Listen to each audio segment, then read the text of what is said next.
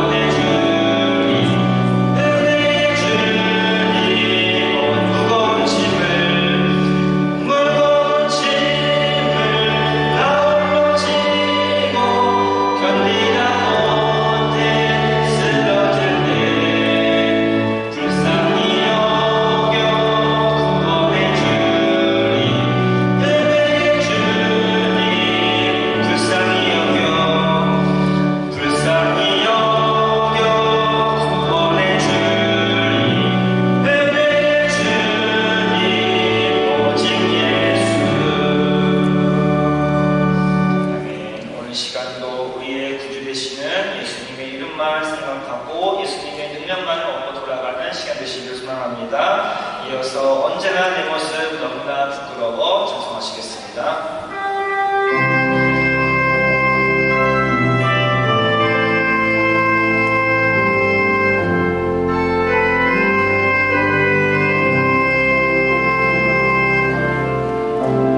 언제나 내 모습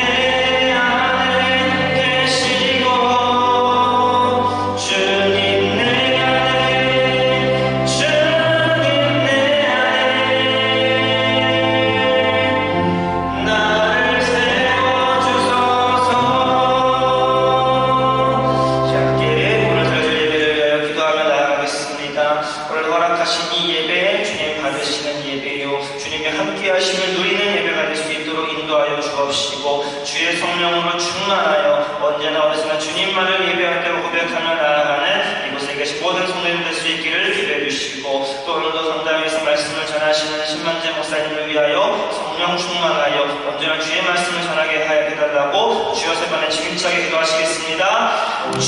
할렐루야. 참 좋으신 하나님이 함께 하시는 우리 교회 살아있는 말씀과 기도와 은혜가 넘치는 하나님의 우리 예배를 아버지 앞에 감사로 드리게 하십니다.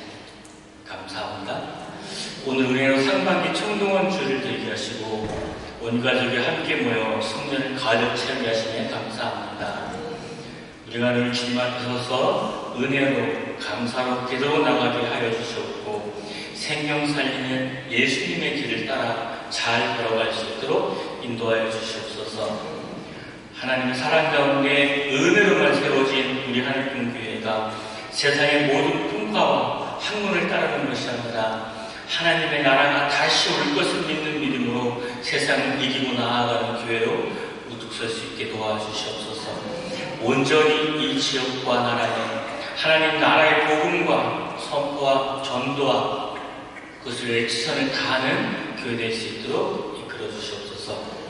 하나님의 말씀에 더욱 풍성해지고 그 말씀에 우리들의 삶이 더욱더 녹아들어서 삶을 통한 전도가 이루어질 수 있게 도와주시옵소서. 가난한 자, 이웃들과 아픈 자들, 소외되고 버림받은 자들을 위해 더욱 앞장서서 손을 내밀 수 있도록 하시고, 우리 교회의 역할인 생명을 살리는 일에 절대로 손을 놓지 않는 교회 될 수 있게 붙잡아 주시옵소서. 정말 말도 안 되는 비리와 아픔들이 남긴 큰 겨울 세월을 지나서 이제 또 새로운 대통령을 뽑는 계절이 다가오고 있습니다. 갖은 꼼수와 법꾸라지의 행태와 반목과 선동, 기득권을 지키려는 낡은 세력들을 모두 물리쳐 주시옵고, 하나님 합당한 심판을 받게 하시므로 이 나라 대한민국이 정의와 진실을 살아 숨쉬는, 그리하여 열심히 노력하면 그에 합당하게 잘 살 수 있다는 공평과 보편이 그리고 진실을 이루는 희망찬 젊은 나라 대한민국이 되게 인도하여 주시옵소서. 우리 젊은이들에게 비전과 꿈을 가지고 주어진 지금의 세상이 정말로 사랑할 만한 의미 있는 삶이고 행복한 삶이며 생각만 해도 미소가 지어지는 일상으로 빠르게 회복될 수 있도록 더욱 단단해지도록 인도하여 주시옵소서. 도화지구와 남구, 인천, 대한민국을 넘어 아시아와 전 세계로 우리의 눈을 돌리게 하시고, 세상 모든 사람들이 예수를 믿게 하기 위하여 피 흘리신 우리 믿음의 선조들의 그 길을 우리 하나님 교회가 따라가며 전통 있게 하여 주시옵소서. 늘 기쁨이 넘쳐서 아이들과 학생과 청년들과 장년들의 웃음을 떠나지 않으며 찬송에 떠나가지 않는 교회 될 수 있도록 붙들어 주시옵소서. 단위에 서신 귀한 목사님께서 큰 은혜의 말씀을 주십니다. 어둡고 고독한 중에서 우리에게 주시는 말씀을 우리 모두가 아멘으로 받아들여 귀한 듣는 귀가 있어 귀한 은혜가 넘쳐나게 지켜주시옵소서. 예배를 돕는 많은 손길들을 잊지 말아 주시옵고, 그 시간까지 성령님이 우리를 집중하게 하셔 하나님께 나아가도록 인도하여 주시옵소서. 우리를 저에서 살리시려 십자가 지시고 다시 살아나신 나의 주님 예수 그리스도의 이름으로 기도드렸습니다. 아멘.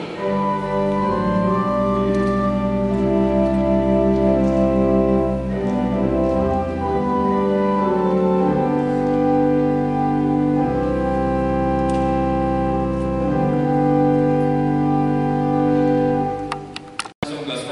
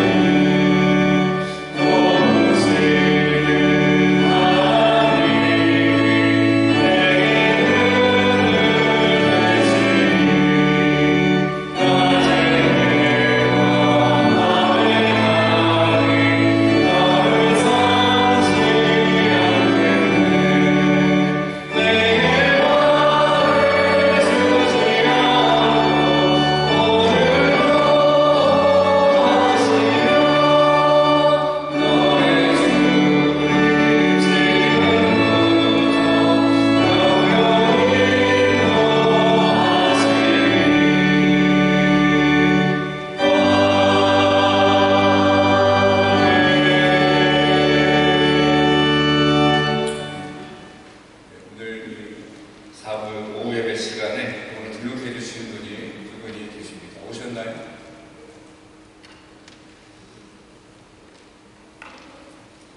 이대실 권사님께서 지인 되시는 전월순 집사님을 인도해 주셨습니다.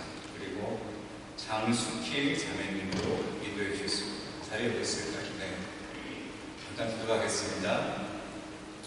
사랑이 많으신 하나님 아버지, 오늘도 정동원 주일을 맞아서 오전에도 하나님께 영광 올려드리며 이 오후의 시간까지도 하나님을 사랑하는 그 마음 가지고 나의 이웃되는 전월순 집사님과 장숙희 자매님을 주님 앞으로 인도해 왔습니다. 또 이대실 권사님이 주를 사랑하는 만큼 내 이웃들 또한 사랑하기에 하나님의 복음을 예수 그리스도의 이름을 전하기 위하여서 그들을 이 자리로 인도해냈습니다. 하나님 이들의 삶을 붙잡아 주시고 하나님 만나 주셔서 예수의 이름으로 그 삶을 축복된 삶의 자리로, 축복된 삶의 그릇으로 세상 가운데 빛으로서 쓰임받는 자들을 거듭나질 수 있도록 주를 인도하여 주시옵소서. 예수 그리스도의 이름으로 살아가는 축복된 삶이 되어지기를 소망합니다. 세상 가운데 그 누구나 걸어가는 삶이지만 그 남들과 똑같은 삶이 아니라 그리스도인의 삶으로 거듭나지는 역사를 체험하며 주님께서 부어주시는 축복을 받아들이는 복된 삶으로 거듭나질 수 있도록 주님 축복하여 주시옵소서. 하나님께서 함께해 주심을 믿사오며 존귀하신 우리 주 예수 그리스도의 이름으로 기도드립니다. 아멘. 우리 힘차게 박수 축복하겠습니다.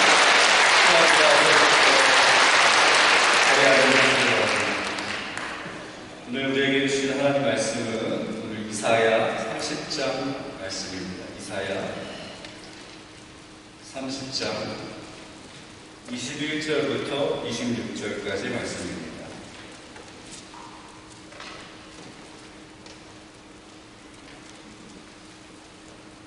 너희가 오른쪽으로 치우치든지 왼쪽으로 치우치든지 내 뒤에서 말소리가 내 귀에 들려 이르기를 이것이 바른 길이니 너희는 이리로 가라 할 것이며 또 너희가 너희 조각한 우상에 입힌 은과 부어 만든 우상에 올린 금을 더럽게 하여 불결한 물건을 던짐같이 던지며 이르기를 나가라 하리라.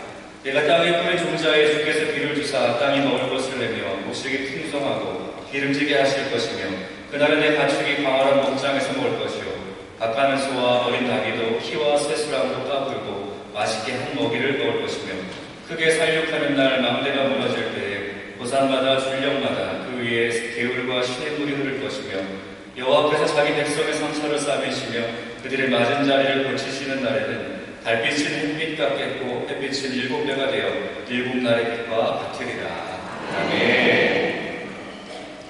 할렐루야. 네, 오늘은 우리 찬송의 순간 예배 생각이 없네요. 네.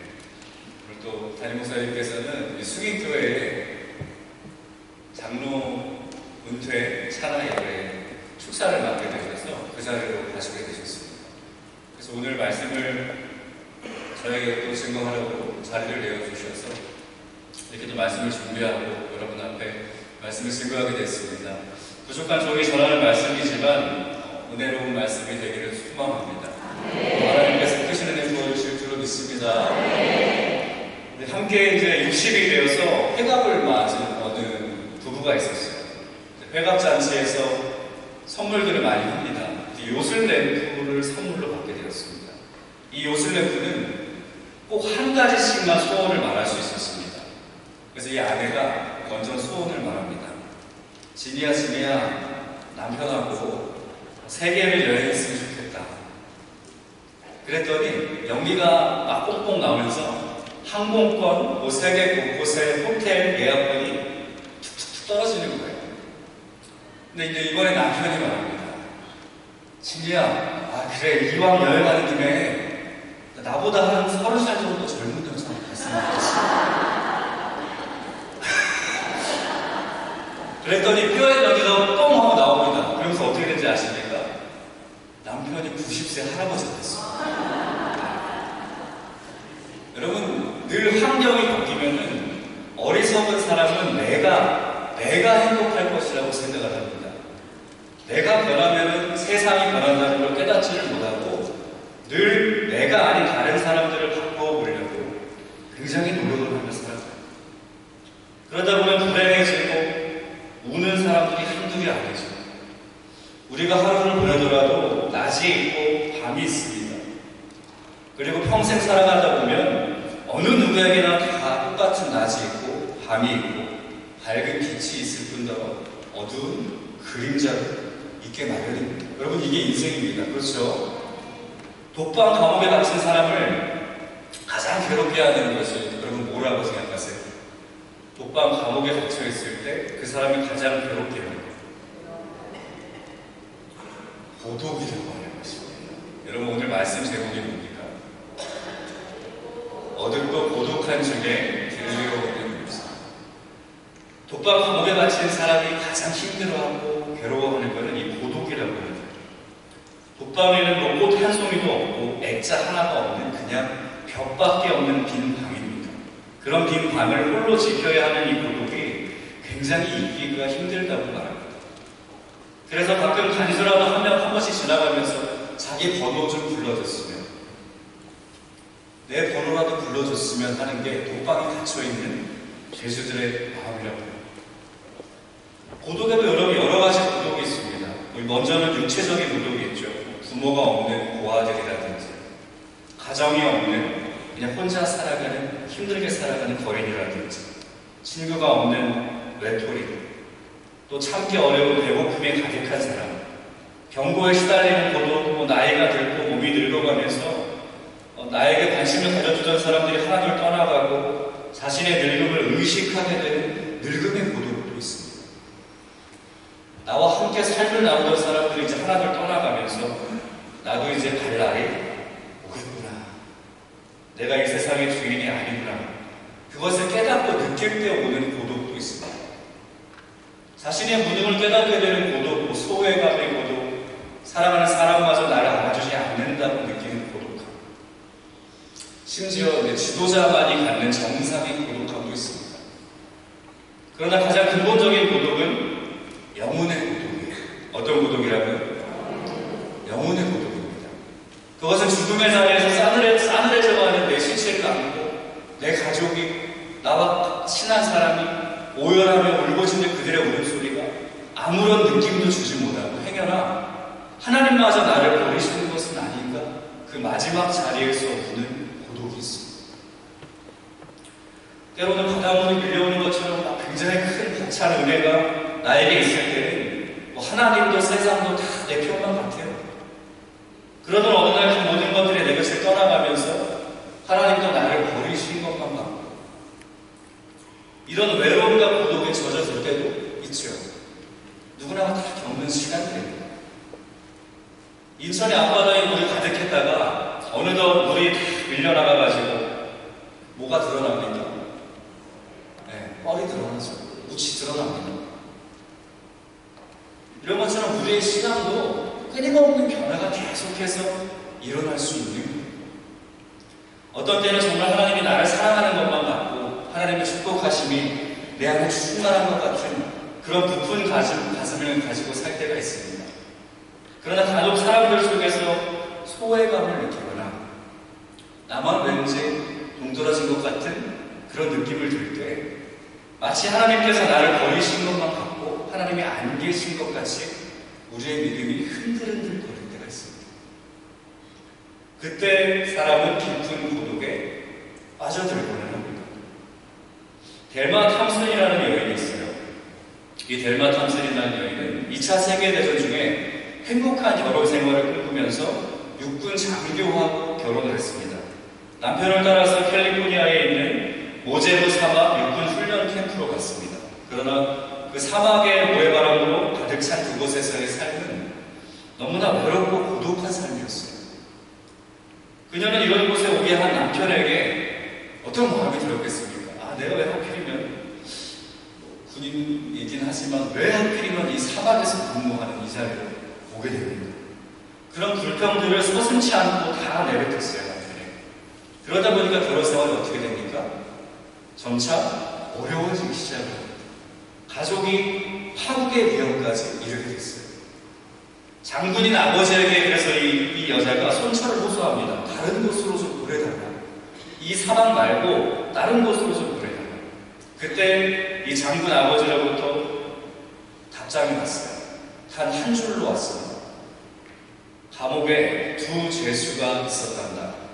한 사람은 밤하늘에 반짝이는 별을 헤아리면서 살았고, 다른 한 사람은 감옥에 굴러다니는 먼지를 세면서 살았다. 여러분 이해가 되십니까? 같은 감옥에 두 사람이 있어요. 근데 한 사람은 반짝이는 하늘의 별을 세면서 사는 거예요. 근데 다른 한 사람은 뭘 세면서 산다고요? 굴러다니는 먼지를 세면서 사는 거예요. 딱 이 내용만 적혀 있었습니다. 이 편지를 받아들고 곰곰이 생각하던 이 여자는 큰 깨달음을 받고서 하나님의 인도를 간구하기를 시작합니다. 그리고 주변을 살피던 중에 인디언이 사는 동네를 방문하게 됐는데 그들의 생활 습성과 또 사막의 여러 생리들을 연구하기 시작을 합니다. 궁금증이 너무나 생기기 시작을 했어요. 그 결과를 모아서 그녀는 책을 썼습니다. 그 책이 빛나는 성벽이라는 책입니다. 사막에 관한 최고의 소설이 되었습니다. 훌륭한 소설을 쓰게 된 배경을 묻는 기자의 질문에 그녀는 이렇게 대답을 합니다. 제가 환경에 대해서 원망하고 무료한 삶을 보낼 때 저는 굉장히 불행했고 아무것도 달라지지 않았습니다. 하지만 제 삶을 하나님께 인도해 달라고 간구하며 해야 할 일을 찾았을 때 하나님은 제게 이 놀라운 축복의 길로 인도하셨습니다. 할렐루야.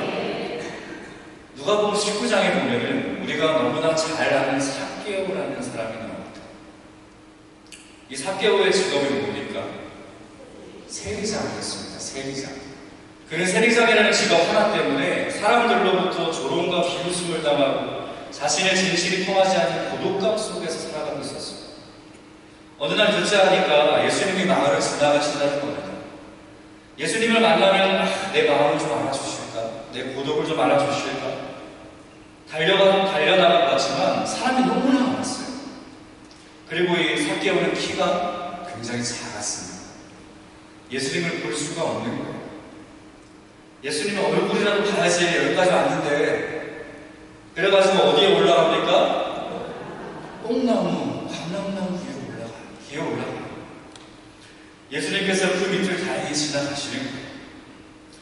그러다 삭개오를 보시고 보기만 해도 기쁜데 이 삭개오에게 예수님께서 삭개오야 속히 내려와라.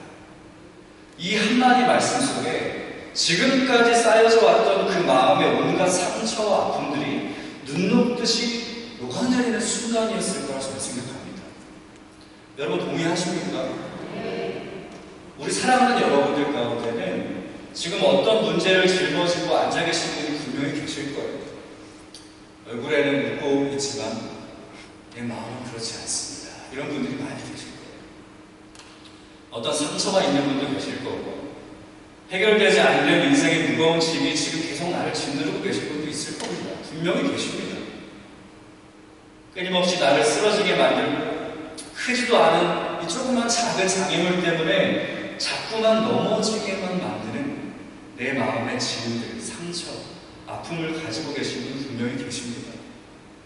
여러분의 이름을 부르는 그 주님의 음성, 삭개오야, 마리아야 부르시는 그 주님의 음성이 오늘 여러분의 귓가에 들리시기를 축복합니다. 오늘 본문의 배경이 되는 이 이사야 30장 말씀 중에 1절과 20절 말씀을 같이 한번 읽어보겠습니다. 여호와께서 이르시되 패역한 자식들은 화 있을진저 그들의 계교를 뱉으나 나로 말미암지 아니하며 내 양을 맺으나 나의 양으로 말미암지 아니하고 죄에 죄를 더하리라. 20절 말씀입니다.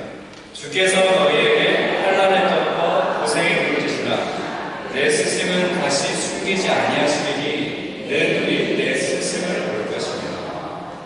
자, 중요하게 제가 빨간색으로 표시를 해놨습니다. 1절에는 패역한 자식들은 화 있을진저 20절에는 주께서 너희에게 환난의 떡과 고생의 물을 주시나. 오늘 이 본문의 배경은 이스라엘 백성들이 영적으로 굉장히 침체가 되어 있는 상황입니다. 하나님을 거역했어요.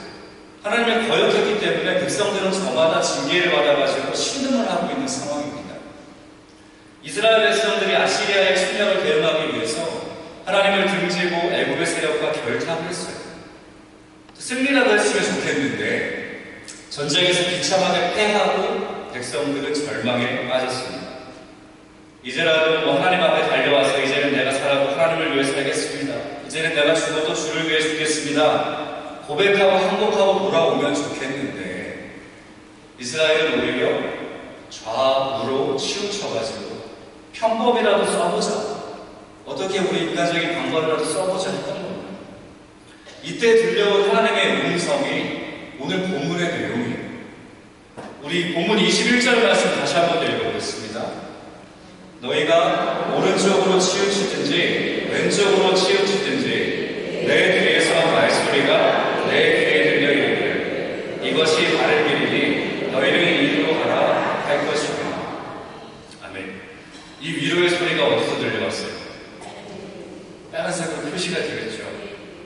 내 귀에서 말소리가 내 귀에 들려 이르기를 나의 등 뒤에서 하나님의 음성이 들려왔습니다. 어디론가를 내가 향해서 부지런히 달려가고 있는데 뭔가를 찾아서 두리번거리고 있는데 하나님의 음성이 어디서 들려왔어요? 내 귀에서. 이 본문의 그림은 하나님을 등지고 살아가는 우리 인간상을 그대로 보여주고 있는 겁니다. 하나님은 나를 향하고 있는데 나는 하나님을 등지고 앉아있는 거예요. 일찍이 도스토옙스키라는 사람이 이런 말을 했어요. 인간이 하나님을 등진 것은 모든 것을 등진 것이다. 뭐라고요? 인간이 하나님을 등진 것은 모든 것을 등진 것이다. 철학자 베이컨의 4가지 우상 가운데 동굴의 우상이라는 게 있습니다. 동굴 입구에서 동굴을 향해가지고 사람을 꼼짝 못하게 묶어뒀다고 합시다. 그러면 뒤에서 비춰오는 빛은 볼 수가 없어요. 다만 그 빛을 통하여 비춰진 눈앞의 그림자만 볼 수 있습니다. 그분의 소리를 들을 수는 있지만 그분의 모습을 볼 수는 없는 거예요. 여러분 이해가 가십니까? 우리 주님의 자비로운 시선과 인자한 얼굴의 영광을 볼 수 없는 죄인이 가진 고독과 똑같다는 거예요. 인간은 하나님을 등졌을 때 세상의 모든 신성한 것을 등지게 되는 것입니다. 어디로 가야 할지 진리의 길이 보이지가 않아요. 어떻게 해야 살 수 있는지 생명이 보이지가 않습니다. 어디로 달려가야 할지 희망이 보이지가 않아요. 내 주변이 보이지 않습니다. 내 이웃들이 보이지 않습니다. 하나님의 따뜻한 손길이 절대 보이지가 않습니다. 인간으로 하여금 하나님을 등지게 한 장본인을 우리는 뭐라고 부릅니까? 뭐라고 부를까요? 하나님을 등지게 한 장본인. 죄입니다, 죄. 우리는 죄라고 해요. 여러분, 죄는 담이에요, 담. 죄가 뭐라고요? 담. 하나님과 사람 사이를 막고 사람과 사람 사이 또한 막습니다. 어둡고 답답하고 외로워서 견딜 수 없는 고독을 자꾸만 가져와요. 축복과 기쁨과 행복의 통로를 다 막아버립니다. 죄는 먹구름과 같은 거예요. 태양의 밝은 빛, 생명의 빛을 가로막는 먹구름. 하나님과 나 사이를 막고 우리를 답답하고 우리의 삶을 시들게만 만들어갑니다. 그리고 죄는 독소예요. 뭐라고요? 죄는 독소예요, 독소. 이는 부패한 음식물과 같아가지고 그것을 속에 넣어두고는 살아남을 수가 없습니다. 여러분, 부패한 음식이 내 안에 들어가면 어떻습니까? 토하지 않고 견딜 수가 없죠. 그렇기 때문에 죄는 토해내야 살 수 있는 거예요. 중국의 독약 중에 비소라는 게 있습니다. 비소. 비소 알고 계시는 분들이 계실 거예요. 여러분, 이 비소라는 독을 먹으면은 먹는 즉시 죽는 게 아닙니다. 조금씩 나도 모르게 생명을 죽음의 자리로 끌고 갑니다. 천천히 죽여가는 거예요. 이게 비소라는 독입니다. 굉장히 무서운 독이에요. 죄는 우리의 생명을 조금씩 죽여가는 이 비소와 똑같은 겁니다. 그리고 죄는 진노의 화살이죠. 우리를 겨냥하고 있어요. 다른 곳을 겨냥하지 않습니다. 죄는 곧바로 나에게 옵니다. 죄로부터 돌아와야만 우리가 살 수 있는 줄로 믿습니다. 나 자신의 삶의 자리를 한번 점검해 보시길 바랍니다.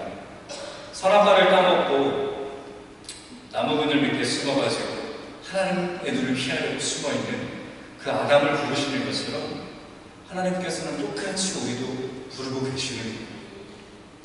아담아, 네가 어디 있느냐? 나는 너를 바라보고 있는데 너는 어디를 보고 있냐? 이렇게 묻고 계시는 겁니다. 너를 안기 위해서 나는 너의 등 뒤에서 기다리고 있는데 너는 어디를 향해서 자꾸만 그렇게 가느냐? 나는 내 실수로 너만을 바라보고 있는데 너는 왜 자꾸만 두리번거리고 딴 데만 보려고 하냐? 돌아오라고 계속해서 우리를 부르고 계시는 줄 믿습니다. 인생을 살다 보면은 어두운 그림자가 내 앞에 바로 놓일 때가 있어요. 그림자를 지워보려고 칼로 찔러보기도 하고 뭐 총을 쏴고 폭탄을 터뜨리고 뭐 다 해봐도 여러분 내 앞에 있는 그림자가 사라집니까? 절대 사라지지 않습니다. 아무리 내 앞에 그림자를 지워보려고 앵간한 힘을 다 써봐도 그림자는 절대 사라지지 않아요. 내 뒤에 빛이 있는 한. 그런데 내가 몸을 돌려서 그 빛을 보면 어떻게 됩니까? 그림자는 내 등 뒤로 사라져버려요. 주님을 등지고 도망갈 때는 언제나 어두운 그림자가 내 앞을 가로막고 나섭니다. 그러나 하나님을 바라보는 순간에 아픔과 상처와 문제의 그림자는 다 내 등 뒤로 사라지고 마는 거예요. 할렐루야. 여러분 이거 믿으십니까? 오늘 말씀 제목이 뭐예요? 한 번 더 여쭙겠습니다. 오늘 말씀 제목이 뭡니까? 어둡고 고독한 중에 들려오는 음성. 인생의 어둡고 고독한 중에 들려오는 음성이 뭘까요? 오늘 본문의 21절 말씀 빨간색만 한 번 더 읽어보겠습니다. 내 귀에서 말소리가 내 귀에 들려 이르기를 이것이 바른 길이니 너희는 이리로 가라. 내 귀에서 말소리가 내 귀에 들려 이르기를 이것이 바른 길이니까 너희는 이 길로 가라. 하나님을 등지고 도망가는 사람에게 하나님의 음성이 들렸다면 여러분 논리적으로 생각을 해보면 어떤 음성이 들려야 됩니까? 내 이놈, 너 자꾸 내 눈길에서 어디로 도망가냐? 그러고도 네가 살아남을 것 같아? 이런 소리가 들려야 당연한 거 아니겠습니까? 나는 너에게 너무 실망한다. 내가 너를 가만히 두지 않을 거야. 너 절대 이렇게 살면 안 된다. 심판의 소리가 들려야 되는 거 아닙니까? 그러나 오늘 들려온 하나님의 음성은 따뜻하고 포근한 음성이에요. 내 등 뒤에서 거기가 바른 길이야. 거기로 가야 돼. 다른 데로 가지 마. 거기로 가야 돼. 여러분 이렇게 말씀하고 계시는 거예요. 우리는 걸핏하면은 죄를 짓고 길바닥에 나뒹구는 돌멩이처럼 천박한 존재로 전락할 때가 많이 있어요. 그때마다 하나님께서는 돌아오라고 말씀하십니다. 어디에서요? 내 등 뒤에서.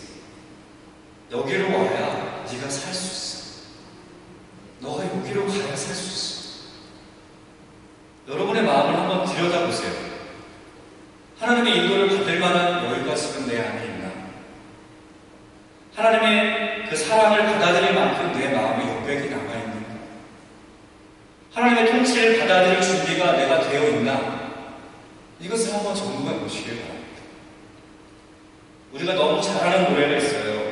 좀 오래된 노래이긴 한데 가시나무 새라는 노래가 있습니다. 알고 계시죠? 네.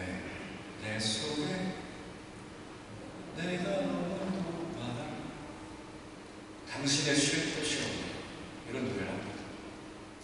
우리의 것들로 너무나 가득가득 채워져 있어가지고 하나님의 것이 우리 속에 존재할 수 없는 모습을 노래하는 것 같습니다. 하나님의 애절한 음성을 여러분 듣게 되시기를 소망합니다. 이리로 가라. 너는 반드시 여기로 가야 돼. 여기가 바른 길이니까 여기로 가야 돼. 여러분 만약에 이런 음성을 듣게 된다면 사람은 어떤 생각을 먼저 할까요? 아, 어떻게 돌아갔어?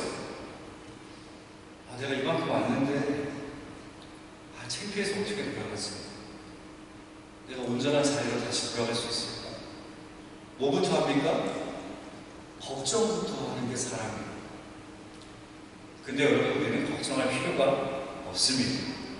그냥 하나님께서 나에게 너 여기로 가야 돼 말씀하시는 거에 순종하기만 하면 우리는 어떤 자리에 있든지 어떤 아픔이 내 안에 있든지 살아나게 될 줄로 믿습니다. 이 말의 뜻이 뭐예요? 하나님께서 가르쳐 주시겠다는 거예요. 돌아와서 너가 어느 방향으로 가야 될지, 누구에게로 가야 되는지 가르쳐 주시고 인도해 주시겠다는 뜻입니다. 우리는 때로 뭐 사막 한가운데 서 있는 나그네처럼 뭐 어디로 가야 될지, 뭘 해야 될지, 어떻게 해야 될지 막막할 때가 많이 있습니다. 그러나 그때마다 우리들에게 길을 가르쳐 주시는 주님이 계시다는 것은 여러분 얼마나 큰 축복입니까? 여러분 그런 주님께 감사하고 계십니까? 네, 대답이 없으시네요. 네. 단 한 번도 그런 걸 체험해보지 못하셨기 때문에 그런 거죠? 이것도 대답 안 하시면 어쩌자십니까?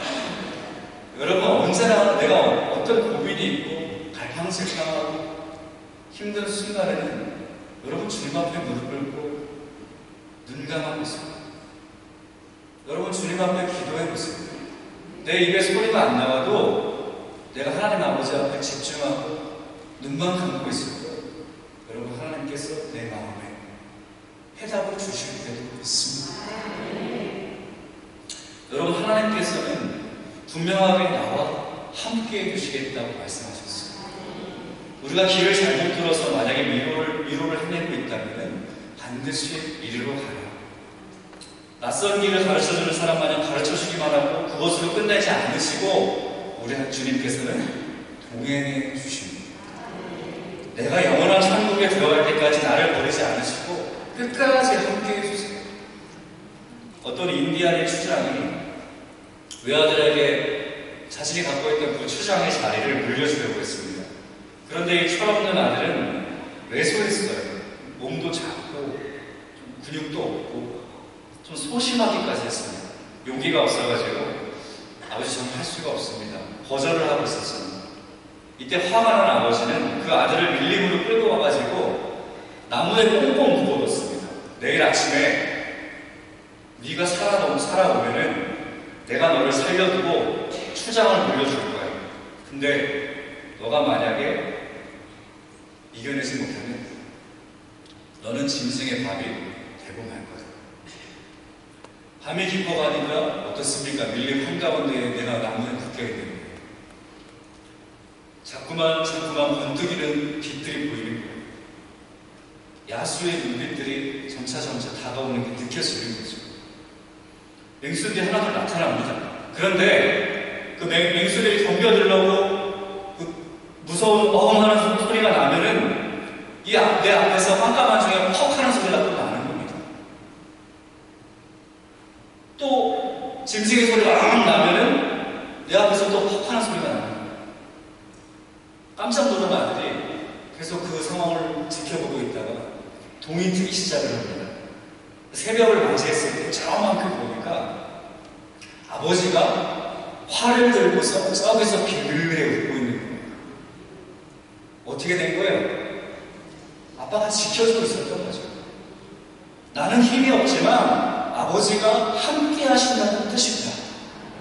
나는 어떻게 해야 할지 모르겠지만 아버지가 도와주신다는 뜻입니다.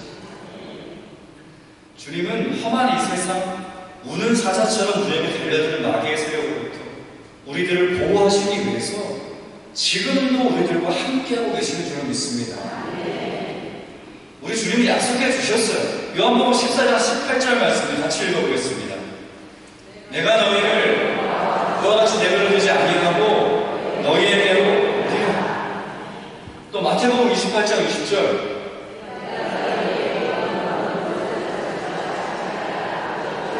내가 세상 끝날까지 너희와 항상 함께 있으리라. 아멘. 여러분 하나님은 나를 지키시는 자입니다. 여러분 우리가 굉장히 자주 부르는 찬양이 있죠. 하나님은 너를 지키시는 자인데 우리 이 시간은 나를로 바꿔서 한번 찬양해 봅시다.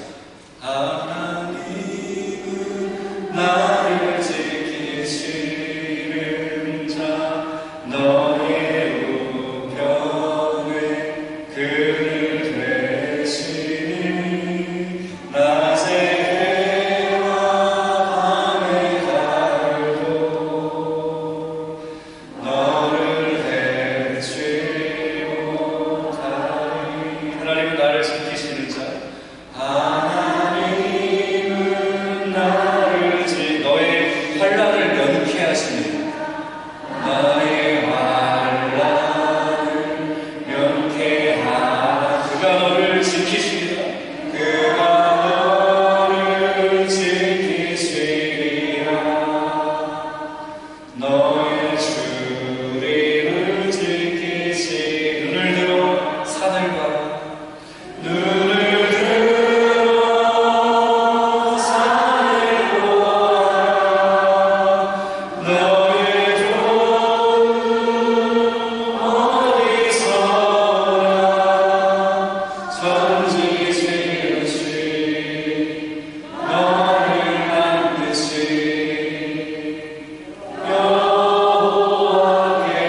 여호와께로다. 아멘.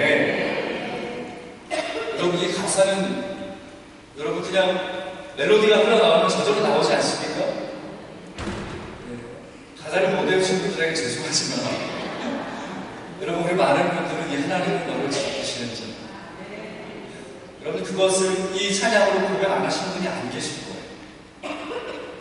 하나님께서는 우리를 지켜보고 계시고 항상 지키시고 그리고 용서하시는 분이신 줄로 믿습니다. 이리로 가라는 이 하나님의 말씀은 심판하시겠다는 뜻이 아니고 용서해 주시겠다는 말씀을 품고 있어요. 잘못된 길을 걸어가는 나를 돌이켜 주시겠다는 건 뭐예요? 그거는 심판하시겠다는 말씀이 아니잖아요. 용서해 주시겠다는 말씀입니다. 이사야 1장 18절 말씀을 읽어봅시다. 여호와께서 말씀하시되 오라 우리가 서로 변론하자. 너희의 죄가 주옥 같을지라도 눈과 같이 희어질 것이요 진홍같이 붉을지라도 양털같이 희게 되리라. 호세아 6장 1절 봅시다. 오라 우리가 여호와께로 돌아가자. 여호와께서 우리를 찢으셨으나 도로 낫게 하실 것이요 우리를 치셨으나 싸매어 주실 것입니다. 네. 우리는 사람들이기 때문에 고독을 느낄 때가 많이 있습니다. 우리가 가진 힘은 너무나 연약하기만 하고 해결해야 될 일은 너무나도 큰 것처럼만 느껴지고 엄청나게만 느껴지고 우리가 탕대를 잡기만 한데 자꾸 우리 앞에 벅차오르는 파도는 거칠 일만 느껴집니다. 그러나 그때마다 하나님께서는 한 번도 우리를 떠나신 적이 없으십니다. 하나님, 아무도 나 지금 도와줄 사람이 없어요. 그런데 길을 돌아다 보면 언제나 빙그레 웃고 있고 나를 지켜봐 주시는 그 하나님께서 내 뒤에, 등 뒤에 계시는 줄로 믿습니다. 하나님 도와주세요 허우적거리면은 어떤 순간에도 그 능력의 팔로 나를 붙잡아 주시는 줄로 믿습니다. 여러분, 또 우리가 굉장히 좋아하는 찬양 있지 않습니까? 나의 등 뒤에서 나를 도우시는 주, 나의 인생길에서 지치고 돌아요 매일처럼 주저앉고 싶을 때 나를 밀어주시네. 일어나 걸어라 내가 생기니 일어나 걸어라 내를 도우니.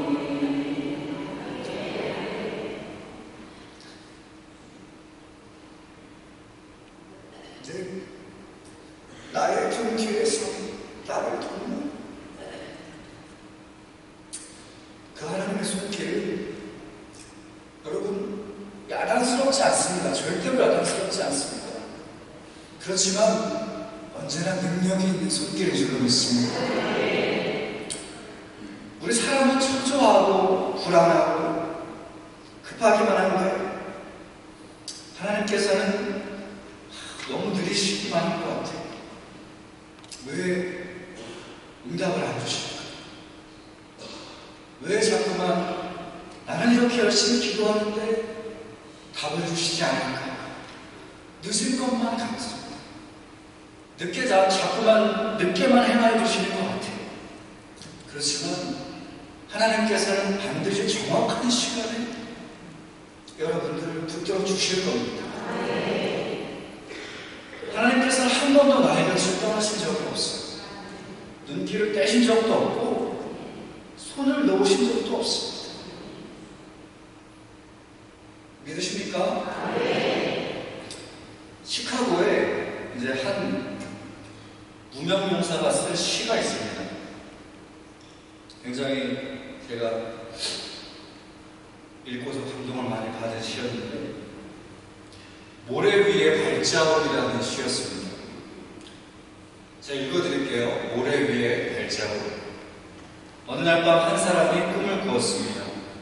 꿈속에서 그는 하나님과 함께 해변을 걷고 있었습니다. 모래 위에는 두 쌍의 발자국이 그 뒤를 따르고 있었습니다. 발자국을 따라 그의 지나온 생애가 한 장면 한 장면 하늘에서 비치고 있었습니다. 그는 알 수가 있었습니다. 생애의 한 장면마다 모래 위에는 언제나 두 쌍의 발자국이 남아있다는 것을. 그의 발자국 옆에는 언제나 하나님의 발자국도 같이 있었습니다. 하늘에는 계속해서 그의 지나온 생애가 한 장면 한 장면 연출되고 있었습니다. 문득 그는 모래 위에 남긴 발자국을 다시 한번 돌아다 봤습니다. 그리고도 오랫동안 모래 위에는 한 쌍의 발자국만 남아있는 것을 봤습니다. 그는 곧 생각해냈습니다. 이 기간이 그의 생애에서 가장 슬프고 괴로운 기간이었다는 것을. 그러자 그는 무척 슬프고 당황했습니다. 그래서 하나님께 물었습니다. 주님이 말씀하시지 않으셨습니까? 내가 주님을 따르겠다고 결심했을 때 주님은 항상 나와 함께 하시겠다고 약속하시지 않았습니까? 그런데 내가 가장 슬프고 괴로웠을 때 그때 주님은 내 곁에 계시지 않으셨습니다. 내게 주님이 가장 필요했을 때 주님은 나를 떠나셨습니다. 저는 주님을 이해할 수가 없습니다. 이때 하나님께서 대답하셨습니다. 사랑스러운 내 아이야, 나는 너를 사랑한단다. 그리고 나는 너를 결코 버린 적이 없단다. 네가 무거운 짐을 지고 비틀거리고 있을 때 나는 내가 가여워서 너를 품에 안고 걸었단다. 그래서 모래 위에는 나의 발자국만 남아있는 거란다. 여러분, 얼마나 감명 깊지 않습니까? 저는 이걸 처음 읽었을 때 눈물 너무 많이 났어요. 내가 힘든 시기를 걷고 있을 때 여러분, 우리는 분명히 그렇게 생각을 합니다. 왜 하나님이 나를 이렇게 힘들게 하시지? 지금 조금만 나를 만져주시면 괜찮을 것 같은데, 항상 내 앞에 동행하시겠다고 약속하셨는데 왜 지금 내 옆에 안 계실까? 근데 여러분, 이 인생의 발자국은 어떤 발자국이라고요? 그 힘든 시기에 하나의 발자국은 내 발자국이 아니라는 겁니다. 하나님께서 나를 안고 걸어가시기 때문에 인생의 어둡고 고독한 중에 들려오는 음성, 이게 바른 길이니까 너는 여기로 가야 돼. 길을 막아도 도망가도 내 등 뒤에서 반드시 그 음성이 들려오게 되어 있습니다. 내가 하나님의 사랑이라는. 여러분, 우리말 속담이 굉장히 많아요. 분위기가 너무 무거워서 우리말 속담 중에 좀 바꿔야 되는 속담이 몇 개 있습니다. 첫 번째는 뭐냐면, 못 올라갈 나무는 찾아보지도 말아라. 여러분, 이거 어떻게 바꿔야 됩니까? 못 올라갈 나무는 사다리 놓고 올라가라. 올라가다가 미끄러지더라도 도전해라. 그리고 두 번째, 버스 거라 출발한 다음에 손 든다. 네. 버스가 지나가도 손이라도 흔들어라. 왜요? 그러면 운전기사가 백밀러로 혹시 볼지 아냐? 백밀러를 보고 다시 뒤로 빠꾸하지 않을까? 세 번째, 아는 일도 물어서 가라. 이 속담이 있어요. 근데 아는 길은 주저하지 말고 달려가라. 여러분, 제일 잘못된 말이 뭐냐면 뭐로 가도 서울로 가면 된다. 뭐로 가도 서울만 가면 된다. 여러분, 가는 길이 잘못되어도 목적지에 잘 도착하면 만보땡입니까? 절대 아니죠. 오늘 이 성경 본문의 말씀은 전혀 반대의 말씀을 하고 있는 겁니다. 우리가 인생의 어려움에 부딪혀가지고 좌편 길로도 가고 싶고 우편 길로도 가고 싶을 때 하나님의 음성이 이렇게 들려오는 거예요. 다른 길로 가라. 어떤 길로 가라고요? 좌편 길이나 우편 길이 아니에요. 다른 길로 가라. 이것이 다른 길이니 너희는 이 길로 가라. 차라리 이 전에 오는 속담을 이렇게 바꿔야 되는데 서울은 못 가도 좋다. 어디로 가라고요? 다른 길로 가라. 뭐로 가도 서울만 가면 되는 게 아니라 서울은 못 가도 괜찮으니까 다른 길로 가야 되는 겁니다. 특별히 인생길이 어려울 때 우리는 편법을 쓰고 싶은 유혹을 많이 받게 됩니다. 내 인생의 문제를 해결해주는 길이 있다면 타협하고만 싶은 유혹을 계속 받게 돼요. 근데 성경은 말씀합니다. 그게 뭐라고요? 시험이에요. 시험. 시험이 아니고 시험. 예수님께서 40일간 금식하시고 몹시도 시장에 계실 때 사탄이 찾아와서 시험을 합니다. 이 돌을 명해서 떡을 만들어 먹어. 너는 돌로도 떡을 만들 수 있지 않느냐? 그때 예수님께서 말씀하십니다. 나는 돌로 떡을 만들어서 내 고픈 배를 채우는 것보다 중요하고 우선되는 일이 있다. 하나님의 말씀이다. 나는 말씀 먹고 산다. 나는 말씀대로 산다. 나는 말씀의 정도를 걸어간다. 여러분, 예수님의 이 대답이 이것이 승리인 줄로 믿습니다. 여기 하나님 앞으로 돌아와서 다른 길을 걷는 자들에게는 반드시 하나님께서 주시는 약속이 있습니다. 그것이 오늘 이 21절, 22절 서로 쭉 나열되어 있는 말씀입니다. 우리 23절 말씀 한번 같이 읽어보겠습니다. 내가 땅에 뿌린 정자에 주께서 비를 두사 땅이 먹을 것을 내며 곡식이 풍성하고 기름지게 하실 것이며 그날에 내 가축이 방아란 목장에서 먹을 것이며. 아멘. 곡식을 심으면은 풍년을 맞이하게 될 것이다. 공장을 세우면은 좋은 제품을 만들어낼 거고 사업을 시작하면 번창하게 될 것이다. 하나님이 주시는 꿈을 가지고 공부하면은 갈 길을 보여주게 될 것이다. 다른 길을 걸어가면 하나님이 앞장서셔가지고 도와주시고 뒤에서 밀어주시겠다는 말씀인 줄로 믿습니다. 본문 24절에도 보면 가축에게도 복을 주시겠다고 말씀하십니다. 여러분, 너의 가축에게도 복을 주시겠다는 말씀은 내가 복을 받으면 가축뿐만이 아니라 내 휘하에 있는 모든 자식들까지 다 복을 받게 될 거라고 믿습니다. 내 가정이 복을 받게 될 것이고 내 교회와 역사와 시대와 사회와 민족이 다 복을 받게 될 것이라고 약속하고 계시는 말씀입니다.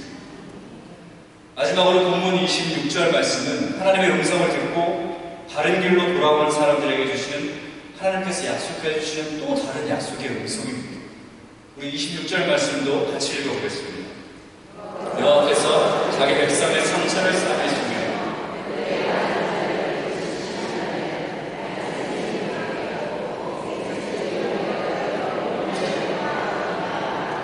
아멘. 하나님을 떠나가지고 이 보름달을 바라보니까 그 보름달이 우중충하게만 보였습니다.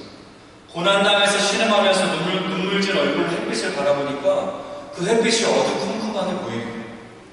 그러나 하나님 품에 안겨서 싸매주시는 아버지의 손길을 느끼고 하나님의 사랑의 은혜를 체험하고 달빛을 바라보니까 햇빛처럼 밝게 보이는 겁니다. 햇빛은 7날의 빛과 같이 빛나고 있는 거예요. 이걸 표준어 세번역으로 읽어보면 선명하게 이해가 되실 거예요. 우리 표준 세번역으로 한 번 더 읽어보겠습니다. 매마다 생긴 그들의 상처를 고치시는 날에 달빛은 마치 햇빛처럼 밝아지고 햇빛은 7배나 밝아져서 마치 7날을 한데 모아놓은 것 같이 밝아질 것이다. 아멘. 노스캐롤라이나의 어느 시골 마을에 수백 년 전부터 울퉁불퉁하고 거무죽죽한 큰 돌멩이가 하나 있었습니다.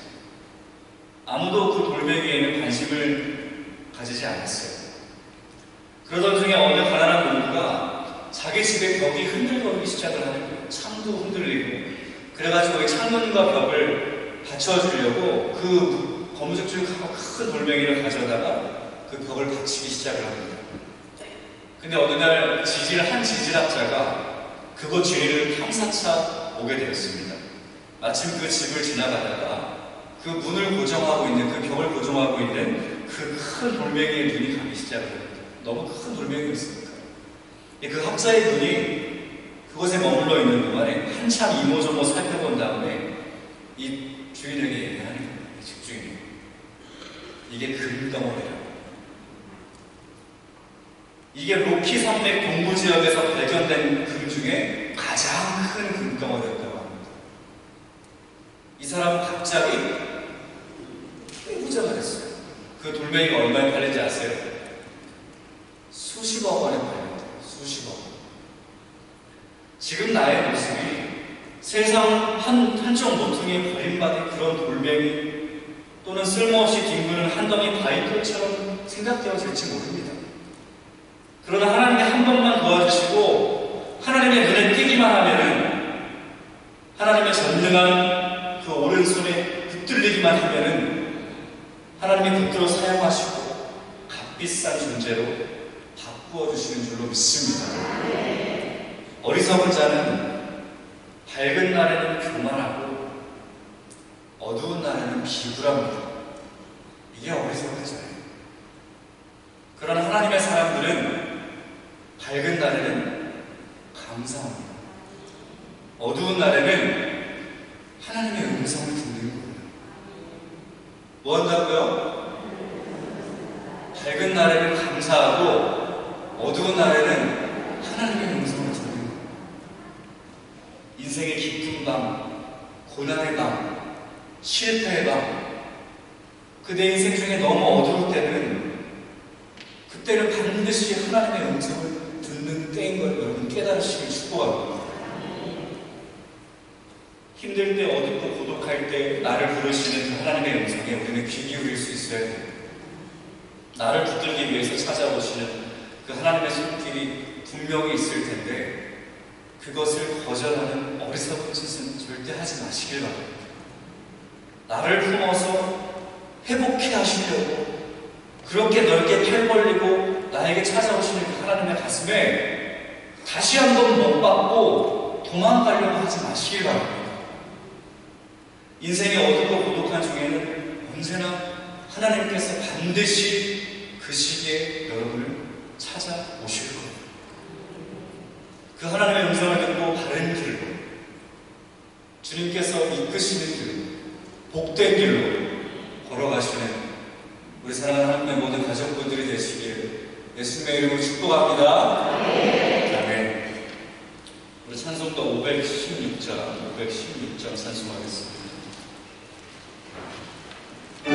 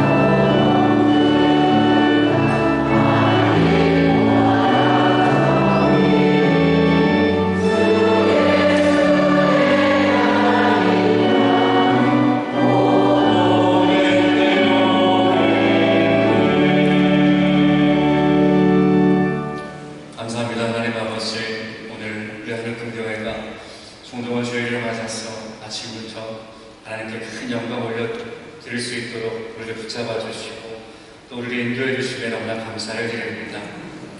오늘 우리가 주님 앞에 올려드린 그 열매들이 하나님의 기쁨이 되어진 줄로 믿습니다. 아버지, 우리가 그들을 위하여서 긴 시간을 기도해왔고 하나님 그들을 위하여서 우리가 눈물로 씨를 뿌려왔습니다. 아버지, 그들이 우리 하나님의 복된 공동체로서 열매 맺혀 나갈 수 있도록 정착해 나갈 수 있도록 주님 인도하여 주시옵소서. 아버지, 우리가 언제나 행사로 살아가는 시간이 되어지지 않기를 소망합니다.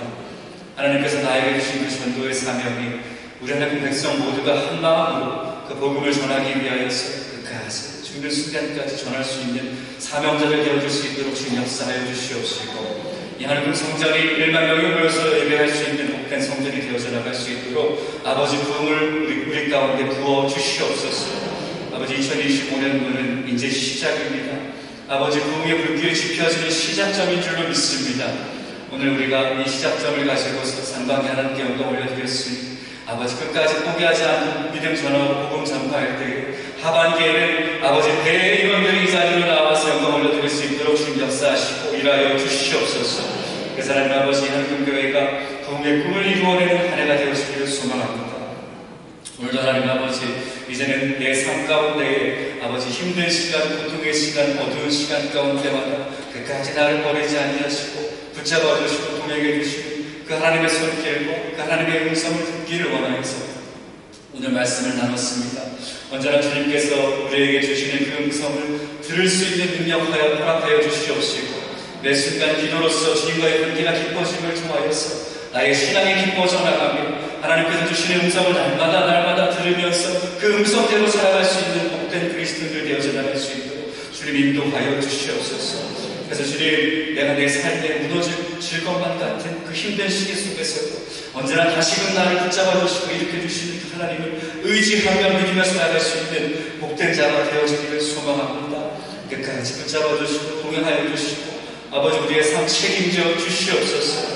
오늘도 주님 앞에 감사의 예물들, 기쁨의 예물들, 우리의 기도 제목들 담아서 예물 올려드리겠습니다.